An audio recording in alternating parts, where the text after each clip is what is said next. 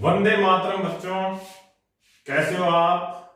बहुत ही जल्दी आपके यूनिट टेस्ट स्टार्ट होने वाले हैं, तो ठीक से आप अपनी पढ़ाई करें। आज अपने इस नेक्स्ट टॉपिक फोर्थ जो है हमारा, अक्टूबर के बाद क्या होगा, व्हाट चेंज्ड आफ्टर अक्टूबर, इस पे बात करेंगे। अब ये है चौथा टॉपिक। आपको याद है क्या पहले तीन कौन कौन से पढ़े हम लोगों ने?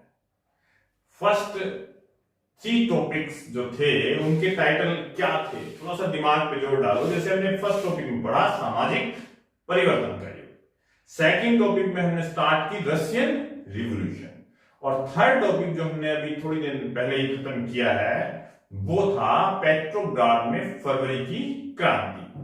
उसमें हमने अक्टूबर की क्रांति भी पढ़ी थी थर्ड टॉपिक में, जो उसका लास्ट हिस्सा था। और आज हम फोर्थ टॉपिक में पढ़ रहे हैं कि अक्टूबर के बाद क्या होगा। पहले से जोड़कर पढ़ना बहुत जरूरी है, मैं बार बार बेटा आपको कहता हूं। अब जिसने अक्टूबर की क्रांति नहीं पढ़ी उसको क्या समझ आएगा कि अक्टूबर के बाद क्या होगा। थोड़ा सा रिव्यू लेते हैं। आप इतना तो जानते हैं कि अक्टूबर में जार की सत्ता समाप्त हुई और वहां पर फरवरी में पहले एक इंटरिम गवर्नमेंट बनी थी। अक्टूबर में बोल्शेविक पार्टी ने सत्ता पे कब्जा कर लिया। लेनिन ने अप्रैल में जो थीसिस दी थी उसके जो 3 पॉइंट थे, बैंकों का राष्ट्रीयकरण होना चाहिए, युद्ध समाप्त होना चाहिए, किसानों को उनकी जमीन वापस मिलनी चाहिए, वो सब इनके एजेंडे थे। अक्टूबर में आप समझते हो घटनाक्रम घुमा, वो ओरेरा पोत से विंटर पैलेस पे गोलीबारी हुई और बोल्शेविक लोगों ने केरेंस्की के नेतृत्व में क्रांतिकारी सेना समिति बनी थी। अल्टीमेटली बोल्शेविकों ने रूस की सत्ता पे कब्जा कर लिया। यही समाजवादी क्रांति थी। तो पुराने वीडियो आप देखेंगे तो आपको पूरा चैप्टर तक का समझ आ जाएगा, और जब तक पुराना समझ नहीं आएगा ये आगे का आपको ठीक से समझ नहीं आएगा। इसलिए एक बार फिर से मैं ये आपको कहूंगा कि आप इस चैप्टर को जोड़कर पढ़ें। छोटे छोटे हिस्सों में हम वीडियो जरूर बना रहे हैं, लेकिन जब तक आप कनेक्टेड नहीं करेंगे इनको आपस में, ये समझ नहीं आएंगे। समाजवादी क्रांति थी तो आपको पता है बोल्शेविक जैसे ही सत्ता में आएंगे तो वो तो अपने सिद्धांतों को लागू करेंगे ही। सबसे पहले हम जानते हैं कि समाजवादी जो है वो निजी संपत्ति के विरोधी थे। दे वर अगेंस्ट पर्सनल प्रॉपर्टी। अब ये क्या होता है?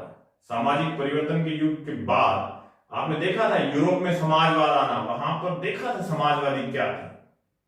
अब कईयों को यह भी नहीं याद आ रहा होगा कि बोल्शेविक पार्टी क्या थी, है ना? तो वो रशियन डेमोक्रेटिक वर्कर्स पार्टी का ही एक हिस्सा था, ठीक है, जो ये कह रहा था कि पार्टी बहुत डिसिप्लिन होनी चाहिए, जिसका लीडर था लेनिन। तो उस पार्टी की सत्ता आ गई तो वो तो कहेंगे ही कि निजी संपत्ति नहीं होनी चाहिए। वो उन्होंने सारी की सारी जो प्रॉपर्टी थी उसको पब्लिक प्रॉपर्टी डिक्लेयर कर दिया। यानी गांव में जो बड़े बड़े जमींदारों के पास जमीनें थी उन्होंने कह दिया कि ये उनकी पर्सनल नहीं है, ये सरकारी है, सबकी है। तो छोटे किसानों ने उन जमीनों पे कब्जा करना शुरू कर दिया। ये बदलाव हुआ, ठीक है। बैंकों का और उद्योगों का राष्ट्रीयकरण कर दिया गया। ये भी इनका एजेंडा था। बैंक और जो बड़े बड़े उद्योग थे, इंडस्ट्रीज थी, वो अब किसी की व्यक्तिगत या पर्सनल नहीं रहेगी, उनको नेशनलाइज यानी राष्ट्रीयकरण कर दिया। किसने कर दिया? बोल्शेविकों ने। बोल्शेविक कौन है? समाजवादी। सत्ता में आने के बाद तो ये अपना काम करेंगे ही, अपने सिद्धांतों को लागू करेंगे। और इन्होंने समाजवादी काम किए। जैसे शहरों में बड़े बड़े मकान थे, जो बड़े रईस लोग थे जिनके पास खूब बड़े बड़े मकान थे, उन्होंने कहा कोई जरूरत नहीं है, आप अपनी जरूरत के 2-3 कमरे रखो और बाकी जो इनके मकानों के हिस्से थे उनको तोड़कर नहीं, बांटकर दूसरे लोगों में बांट दिए जिनके पास मकान नहीं थे।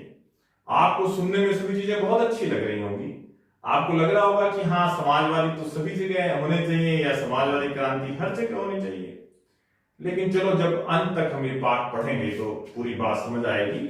अभी हम ये देखते हैं कि इन्होंने शहरों में मकानों के भी टुकड़े कर दिए, गांवों में बड़े जमींदारों की जमीनें भी छूट दे दी कि किसान उस पर कब्जा कर ले। ये बदलाव हुए। एक और बात इन्होंने की कि जो अमीर लोग हैं, अभिजात वर्ग है, जो एरिस्टोक्रेसी क्लास है ना, जो अमीर लोग पहले राजा के समय में पदवियों का इस्तेमाल करते थे, टाइटल्स, वो इन्होंने रोक लगा दी कि अब कोई अपने नाम के साथ पदवियों का इस्तेमाल नहीं करेगा, कोई ऊंचा नीचा नहीं है, सब समान है। ये समाजवादी कंसेप्ट है, समाजवादी ऐसा ही कहते हैं।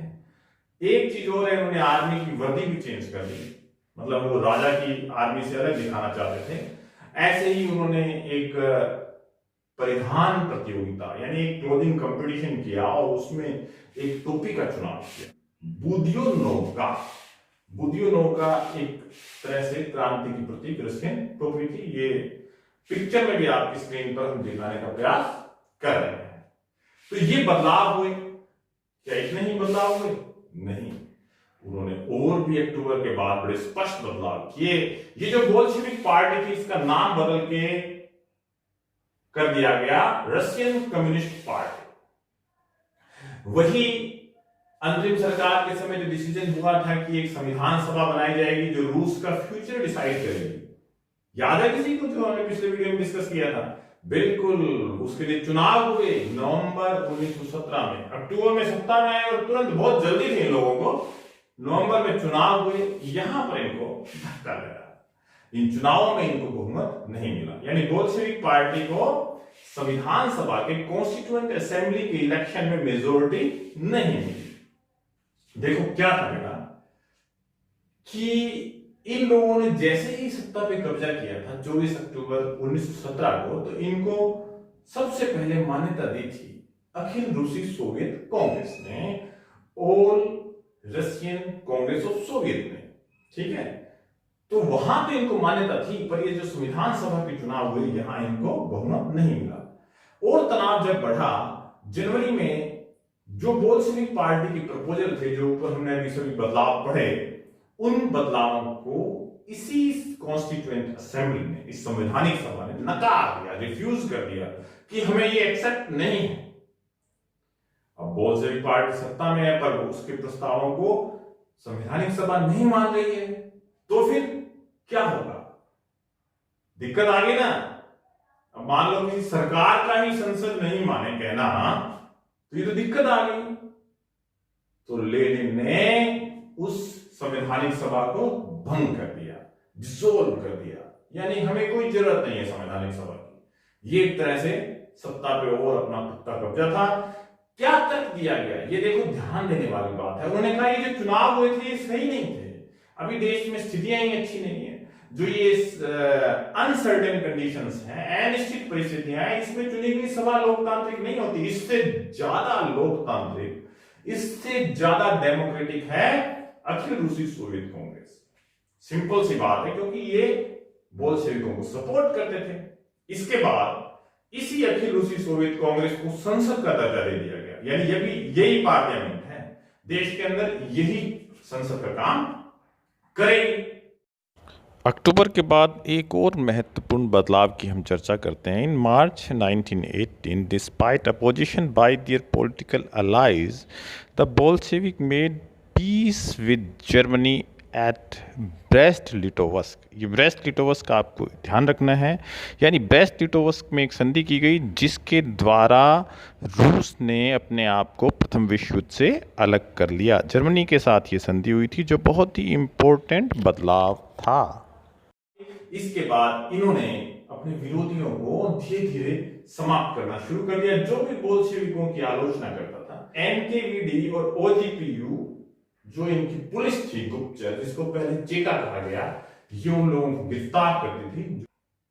धीरे धीरे रूस के अंदर अखिल रूसी सोवियत कांग्रेस में भाग लेने वाली एकमात्र पार्टी रह गई कम्युनिस्ट पार्टी, यानी जो पहले बोल्शेविक पार्टी थी, यानी एक दलीय शासन स्थापित हो गया।